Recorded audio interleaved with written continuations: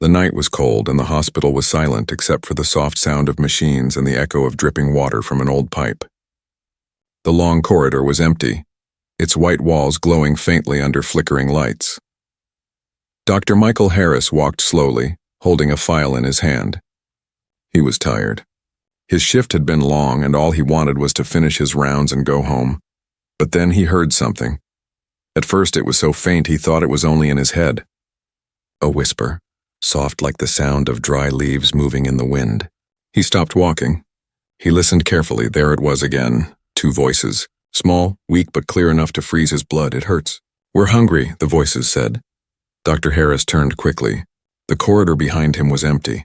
His heart beat faster and he felt a chill crawl up his spine. Slowly he took a step forward, his shoes making a hollow sound against the floor. And then he saw them.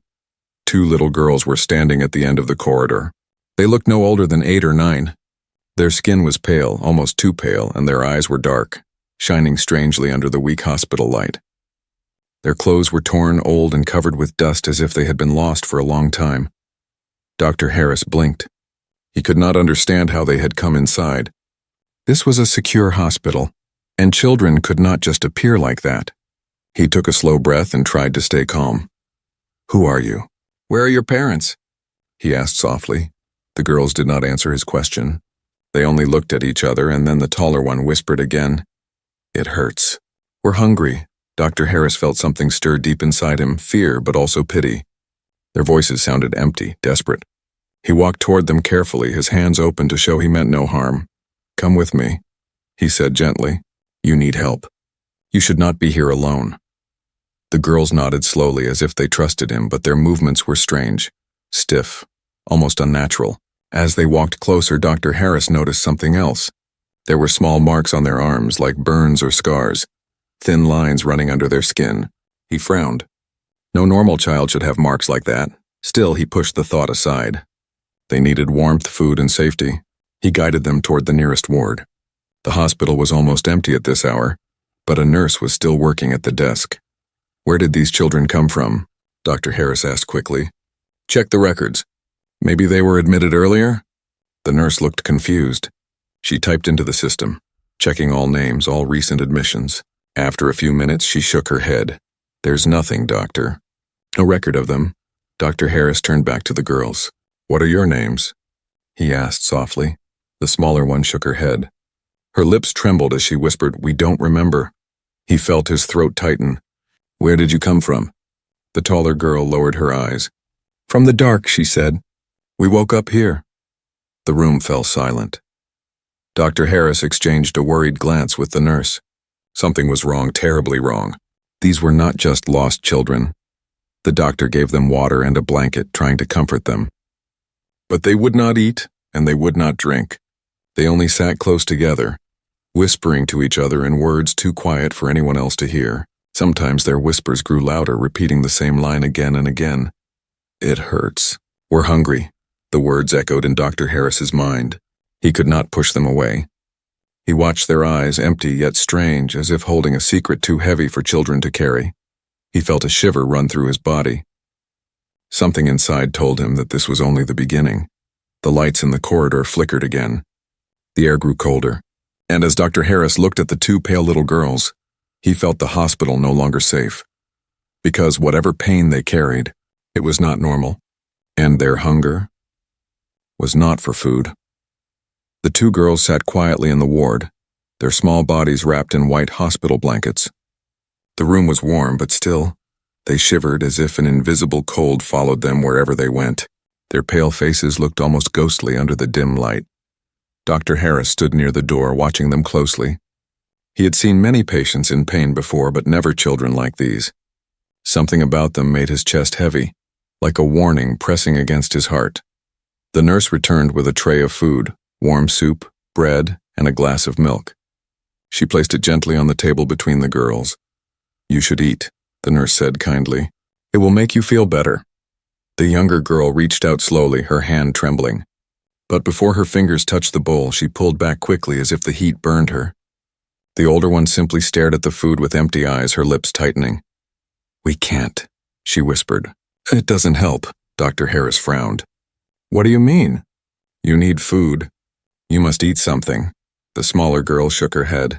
It hurts more when we try. A silence filled the room. The nurse looked at the doctor, her face pale. Dr. Harris stepped forward and sat on the chair across from them. Listen to me, he said softly. I want to help you, but I need to know who you are. Where did you come from? The girls exchanged a glance as if sharing a secret they didn't want to reveal. Finally, the older one spoke. We don't remember our names. We don't remember the place. Only the dark. Her words carried a strange weight, and the way she said dark made the doctor's skin prickle. What dark? He asked carefully. The smaller girl leaned closer, whispering so faintly he almost didn't hear. The room under the ground. No windows, no doors. Only lights. And pain. Dr. Harris felt his throat tighten. The nurse gasped softly, covering her mouth. He tried to stay calm. How did you get here, then? The girls looked down. Their voices overlapped as they answered together, almost like they had rehearsed it. We woke up. We were here. We don't know why. The doctor leaned back, troubled. If their memory was true, it meant they had been kept somewhere, maybe locked away, maybe experimented on. The strange marks on their arms, the pale skin, the empty eyes. It all made sense, but in the worst possible way. He stood and walked to the window, staring out into the cold night. He had worked in hospitals for many years, but never had he felt so helpless. The girls were not sick in any normal way. They were carrying something hidden, something dangerous. Behind him, the nurse whispered nervously, Doctor, they don't look normal. Their blood, their skin, even their eyes. What if... She paused, afraid to finish the thought. Dr. Harris turned sharply. They're children. Whatever happened to them, it was not their fault. We must help them. But even as he said the words, doubt crept into his mind. The older girl suddenly moved. She slid off the bed and stood barefoot on the floor. Slowly, she walked toward the heart monitor on the table. She touched the machine with her small hand. At once, the monitor flickered. The green line jumped, then the screen went black. The nurse gasped again. Did you see that? The girl pulled her hand away. The machine started again as if nothing had happened. She looked at Dr. Harris, her dark eyes calm but cold. It always happens, she said softly. Things break when we touch them. Dr. Harris felt his stomach twist. Why? He asked. She only shook her head. We don't know. It hurts when we don't, but it breaks when we do. The doctor sat down again, trying to keep his voice steady. What hurts? Both girls spoke together this time, their voices echoing in the small ward. The hunger. Their words chilled him to the bone. He wanted to believe it was all in their minds, some deep trauma making them speak this way. But the machines, the cold air, the marks on their arms, all of it pointed to something far worse. The nurse took a step back.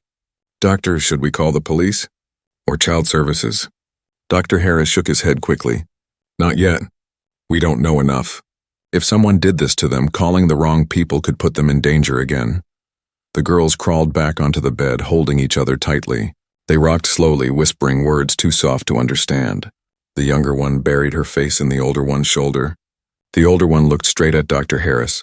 Her lips curved slightly, almost like a smile, but not a warm one. You'll see soon, she said. Dr. Harris froze. The words were calm, but they carried a weight that filled the room with dread. The nurse stepped closer to him, whispering in fear. Doctor. What do they mean? Dr. Harris did not answer. He could not, because deep inside he already felt the truth. Whatever the girls were, whatever they carried inside them, this was only the beginning, and the hospital was no longer a safe place. The next morning, Dr. Harris returned to the hospital earlier than usual. He had not slept well. All night, the image of the two pale girls haunted his mind. Their whispers, their strange behavior, the way the machine broke at their touch, it all refused to leave his thoughts. When he entered the ward, he found them sitting exactly where he had left them. They had not moved, not even to lie down on the beds. Their eyes stared straight ahead, as if they had been waiting for him. Good morning, Dr. Harris said softly, trying to sound calm. How are you feeling? The younger girl blinked slowly. The older one whispered, It still hurts. He walked closer, checking their blankets. They were warm, but their bodies felt cold to the touch, far colder than they should have been. He quickly pulled out his stethoscope and checked the older girl's heartbeat. What he heard made him freeze. The heart was beating, but it was too slow. So slow it sounded unnatural, like a drum played in another world. He checked again, thinking it was a mistake, but the result was the same. He tested the younger girl. Her heart was faster but irregular, skipping beats in a strange rhythm. The nurse who had stayed overnight handed him the report from the blood test they had taken.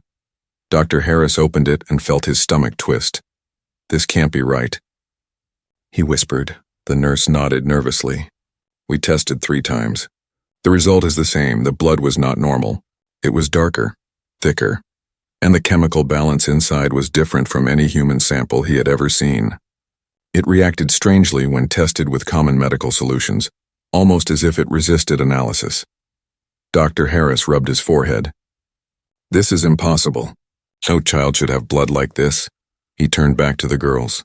"Do you feel weak? Do you feel pain anywhere?" The older girl looked at him with her dark, heavy eyes. "Always," she said simply. The younger one whispered, "The hunger makes us cold.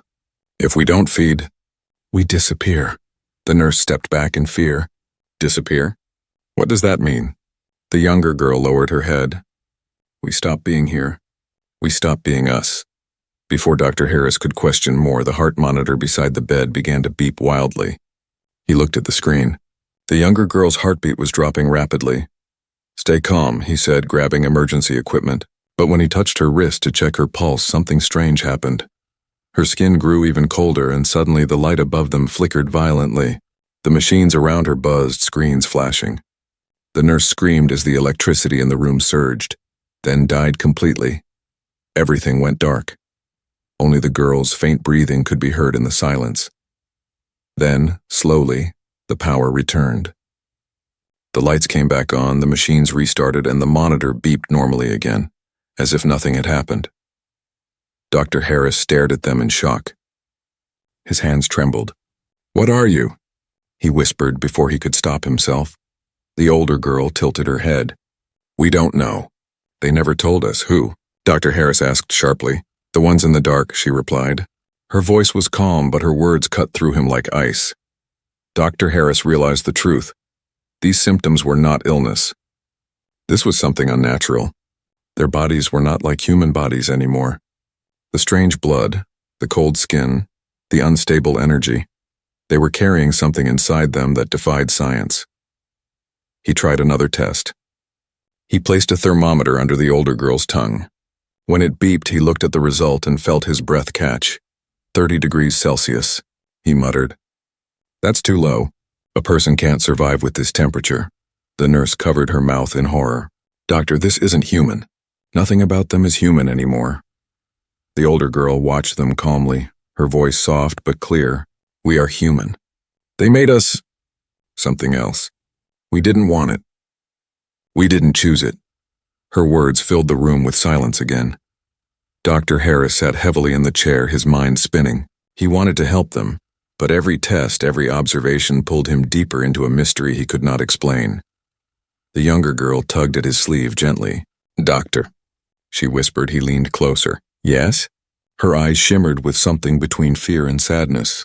"Please don't let them take us back." Dr. Harris froze. His voice dropped. "Who will take you back?"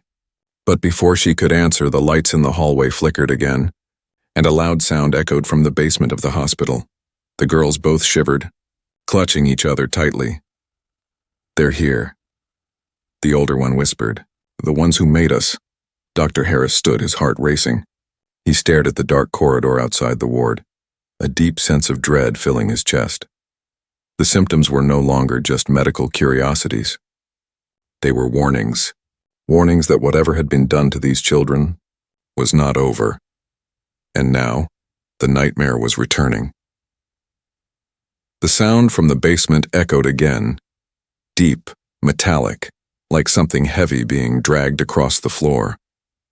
Dr. Harris felt his chest tighten. The hospital was usually calm at night, but this sound, it didn't belong here. The two girls clung to each other on the bed, their pale faces turned toward the door. Their dark eyes glistened with fear. "They're here," the older girl whispered. "They always find us." Dr. Harris forced himself to stay calm. Who is here?" But the girls only shook their heads, refusing to say more. Their small bodies trembled under the blanket, and the younger one whispered again, "Don't let them take us back." The doctor's heart raced. Something inside him told him the answer was in the basement. He needed to know what was hidden there. The descent later that night, after the ward grew quiet, Dr. Harris left the girls under the watch of a nurse and made his way to the lower levels of the hospital. Few staff ever went there. The basement was old, built decades earlier with rooms that had been locked and forgotten. As he walked down the creaking steps, the air grew colder. The smell of damp stone and rust filled his nose. The single light above the staircase flickered, making the shadows stretch like long black arms. He reached the bottom and stood before a heavy metal door. Dust covered it, but when he touched the handle, he noticed something strange. Fresh fingerprints. Someone had been here recently. His pulse quickened. He pushed the door open slowly. The hinges groaned, echoing in the silence. Behind the door was a long corridor leading deeper underground. The walls were lined with pipes, some dripping water. The further he walked, the colder it became, as if he was stepping into another world. The forgotten files at the end of the corridor, he found a small office, covered in dust and cobwebs. Inside were broken chairs, filing cabinets, and piles of old papers. He turned on his flashlight and began searching through the files. Most were medical records, decades old. But then he saw a folder with a red stamp, Project X-47 Children of Light. His hands trembled as he opened it. Inside were photographs, black and white images of children, some smiling, some crying. Their arms showed the same marks he had seen on the girls upstairs. Alongside the photos were reports describing experiments, injections, exposure to strange light, and forced isolation in dark rooms. The words made his stomach turn. Subject shows abnormal energy absorption. Subject requires non-standard feeding to survive. Pain responses remain high. Further testing recommended. Dr. Harris dropped the file, his chest heavy. These children were not patients. They were experiments, and the two girls upstairs, they were survivors. The sealed chamber. He continued searching until he found another door, smaller but heavily locked. Strange symbols were painted across it, faded with time. He hesitated, then pushed. To his surprise, the lock was broken, as if someone had forced it open recently. Inside was a chamber unlike anything he had seen in a hospital. The walls were lined with strange machines long since dead, their wires dangling like vines. In the center of the room were two metal chairs with thick restraints. On the floor lay broken glass and old syringes. He stepped closer, his heart pounding. He could almost hear echoes of screams in the silence. Suddenly, his flashlight flickered. For a moment, the room went dark. When the light returned, he saw something carved into the wall above the chairs. 4 words. "We are still here." Dr. Harris stumbled back, his skin crawling. The presence, a faint sound rose behind him. Footsteps. Slow, deliberate moving through the corridor. He turned quickly, but the hallway was empty. The air grew colder, his breath visible in the beam of his flashlight. The machines in the chamber buzzed faintly, though no power was connected to them. He felt it then, a presence, heavy and suffocating, as if the walls themselves were alive, watching him. Whispers filled the chamber, faint and broken, like the voices of children crying in the dark. Dr. Harris clutched the file in his hands and backed away. He needed to return to the girls. They were the key. They knew more than anyone. Back in the ward, when he returned upstairs, the girls were awake, sitting upright in their beds. Their eyes met his immediately, as if they knew exactly where he had been. "You saw it," the older one said softly. Dr. Harris swallowed hard. "The lab. The experiments. It was real." The younger girl nodded. "We were not the only ones. Many were there, but only we came back." "Came back from where?" he asked urgently. The older girl's voice dropped to a whisper. "From the dark place, from where they kept us." Her words made the room colder, as if the shadows had deepened around them. Dr. Harris placed the file on the table. "Who were they? Who did this to you?" The girls exchanged a glance, then the younger one leaned closer. "They're not gone," she said, her voice trembling. "They still want us. They will come." Dr. Harris froze. He realized the sound in the basement was not just memory. Someone had already been there recently. And if the experiment was still alive, the hospital was in danger. The night grew heavier. The silence of the hospital broken only by the ticking of the clock and the faint hum of machines. Dr. Harris sat at his desk, staring at the file marked Project X47. His mind refused to rest. Every page, every word from those reports screamed of cruelty and secrets too dark for daylight.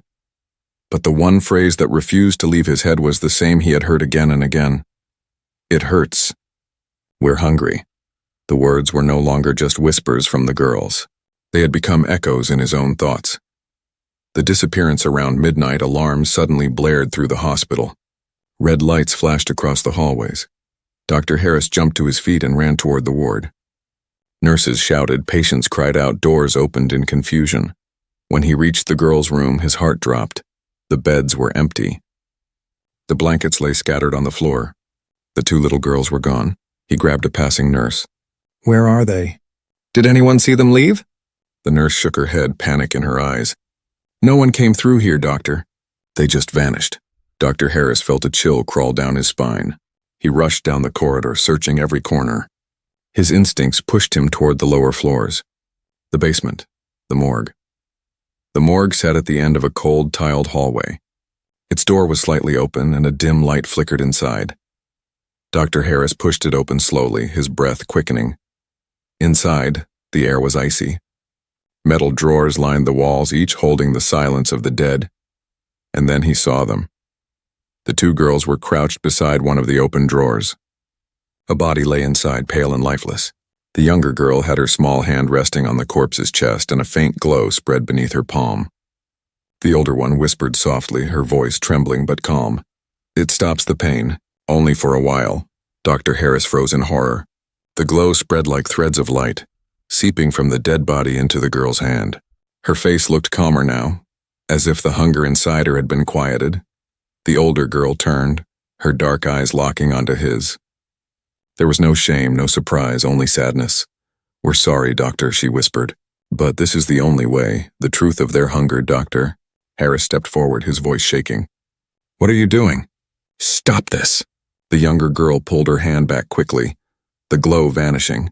The corpse lay still, colder than before. The older girl held her sister close, her voice breaking. We can't eat food. We can't drink water.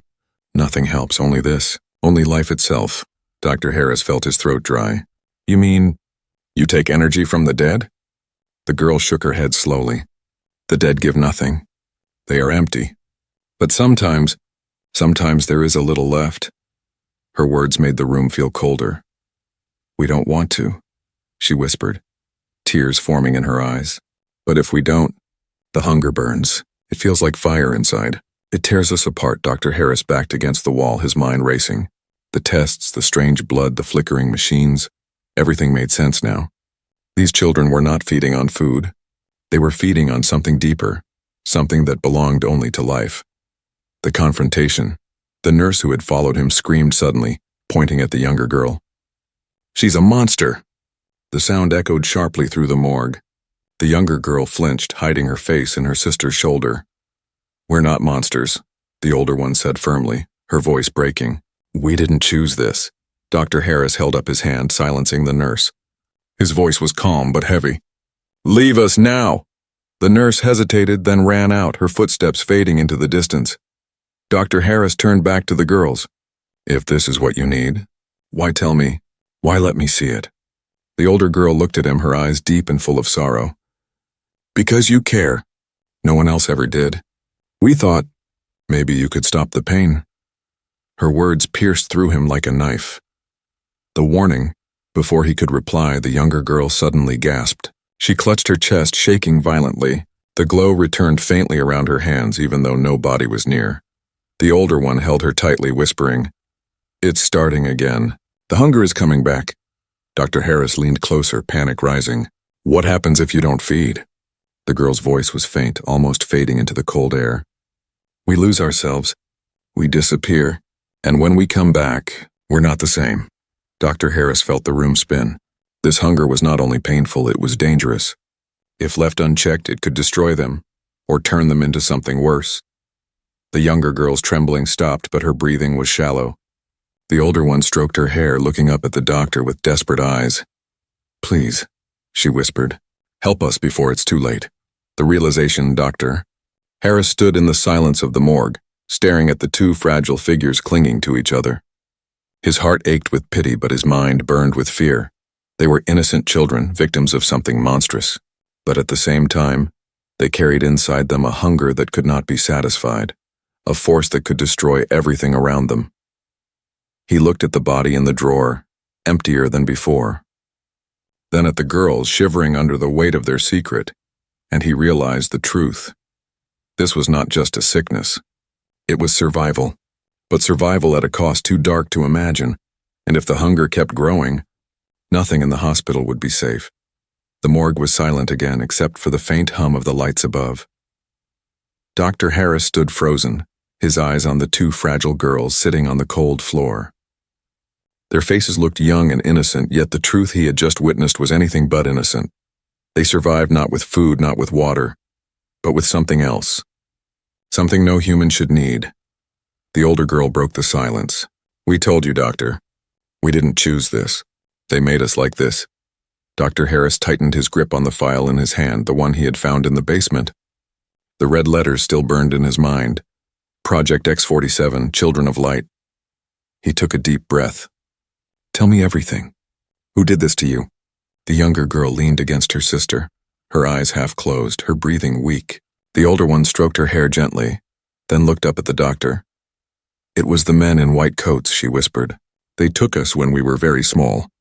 They told us we were special, but all we felt was pain." Her voice trembled, but she continued. "They put us in dark rooms. Sometimes they shined strange lights on us until our skin burned. Other times they kept us hungry for days. When we cried, they only wrote things in their books. They said the hunger was the key." Dr. Harris's chest tightened.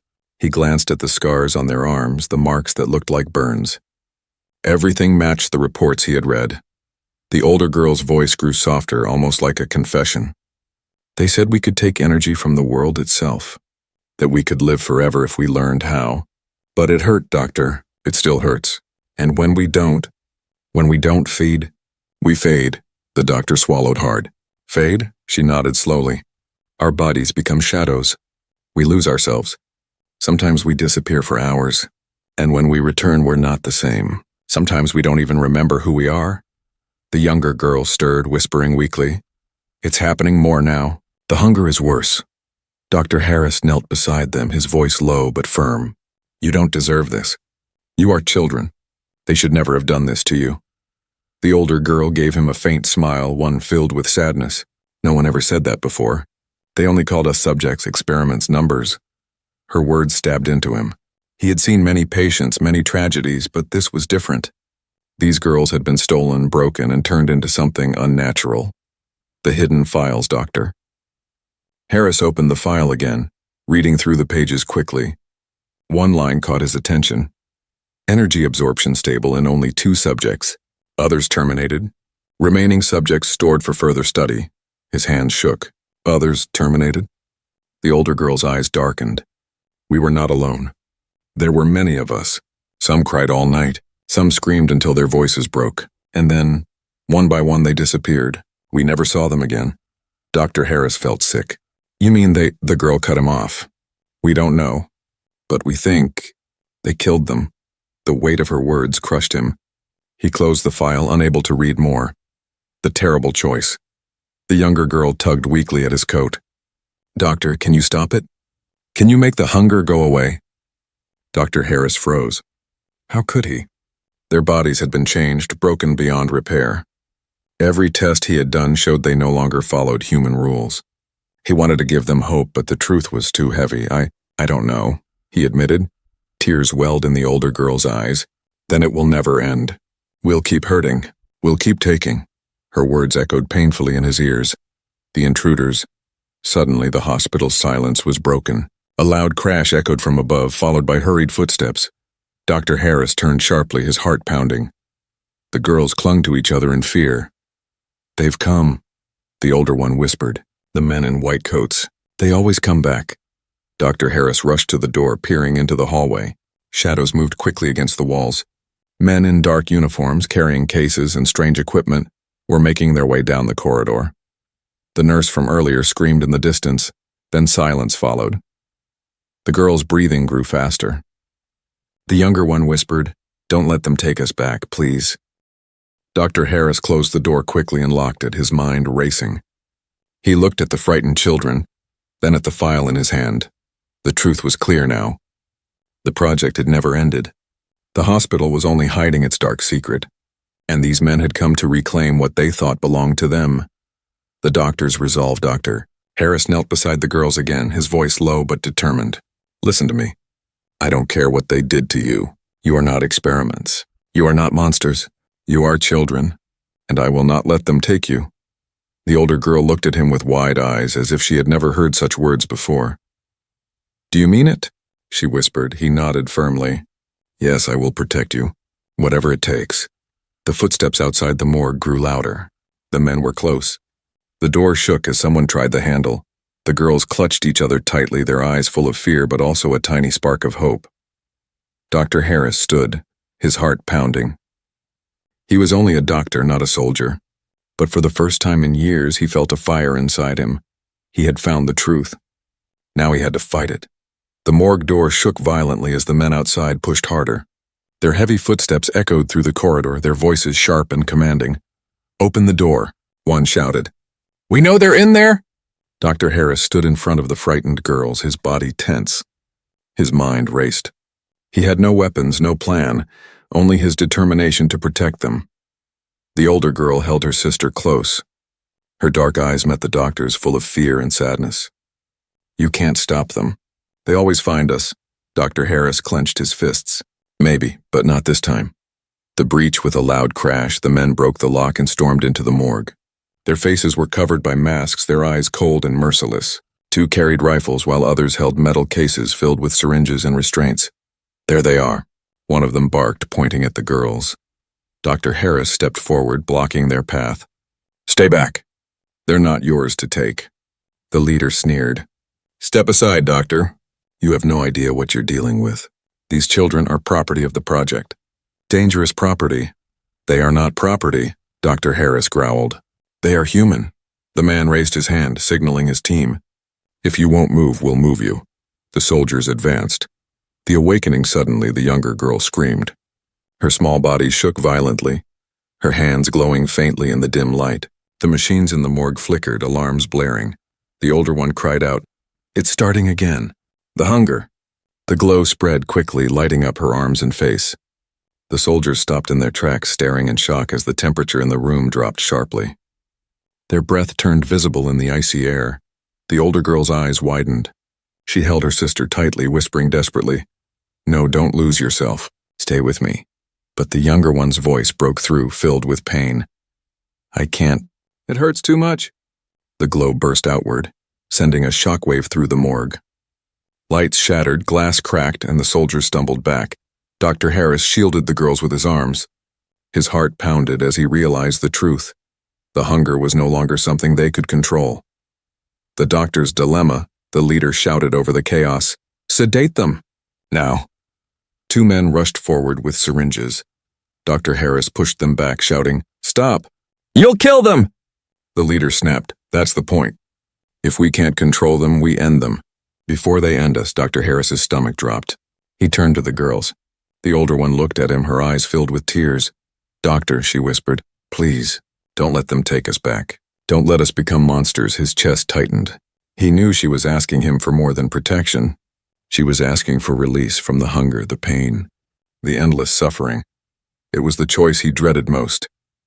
The last stand. The soldiers charged again, their weapons raised. Dr. Harris stood firm, his voice booming louder than he thought possible. "You will not touch them." The room shook violently. The younger girl's glow expanded, spreading across the walls like living fire. The soldiers cried out, their equipment sparking as the energy consumed them. Some fell to the ground unconscious. Others fled in terror. Only the leader remained, his face twisted with rage. He pointed his gun at the girls. "They are abominations. If you won't stop them, I will." He pulled the trigger. But before the bullet could reach them, the older girl raised her hand. The glow burst forward, freezing the bullet in midair. It dropped to the ground, harmless. The leader stared in disbelief. "Impossible." Then the younger girl's voice echoed through the room, deep and strange, as if something more than human spoke through her. We are not yours. A blinding flash filled the morgue.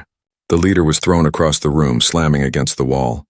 When the light faded, he lay unconscious. The choice silence returned. The glow around the girls dimmed, but their bodies trembled with exhaustion. The younger one collapsed into her sister's arms, barely breathing. The older girl looked at Dr. Harris, her voice weak. We can't live like this. The hunger will never stop. If you keep us alive, it will only get worse. Dr. Harris knelt beside them, tears filling his eyes. No, I can find a way. I can help you, but the girl shook her head. You're kind, doctor, but kindness can't change what we are. Her words cut into him like knives. He wanted to fight, to deny the truth. But deep inside, he knew she was right. He looked at the file again, the experiments, the lies, the cruelty. These children were created to suffer, and unless he acted, their suffering would never end. The older girl whispered, Please, let us go. Don't let us be hungry anymore, the final act, doctor. Harris's hand shook as he reached for the syringe on the floor. His vision blurred with tears. Every part of him screamed against it. He was a doctor sworn to save lives, not end them. But when he looked into their eyes, he didn't see monsters. He saw children begging for peace. His voice broke. I'm sorry. The girls held each other tightly, closing their eyes. The younger one whispered one last time, Thank you, doctor. The morgue grew silent as the syringe slid from his trembling hand. Dr. Harris knelt beside their still bodies, tears streaming down his face. The hunger was gone. The pain was gone. For the first time, they looked peaceful.